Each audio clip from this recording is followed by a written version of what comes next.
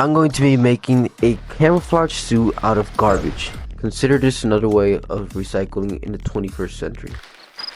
But what the hell? Hide from enemies. You will need garbage bags, tape, pair of pants, and why not a helmet if you have one. If not, get a bicycle helmet. Let's not forget a lot of trash. I started first by looking at basic things around the house, especially recyclable products.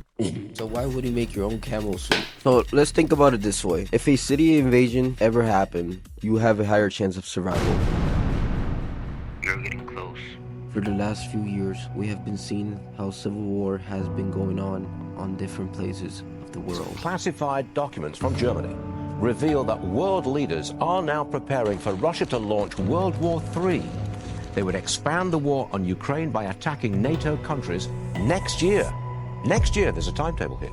Wars breaking out and many people don't have the means to defend themselves. So the best way is to hide, and this is one way of doing it. How to camouflage in your environment.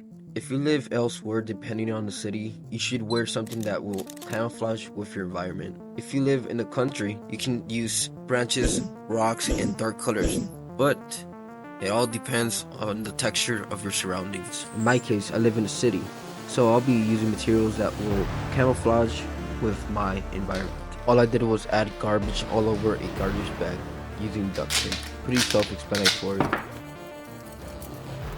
Recycle, don't throw away. I'm gonna put all this garbage on me right now. It'll be like an hour. Anyways, the coolest costume I've ever made. So, check this out. I don't know if you guys see it, but this is like a little hoodie. You don't see me.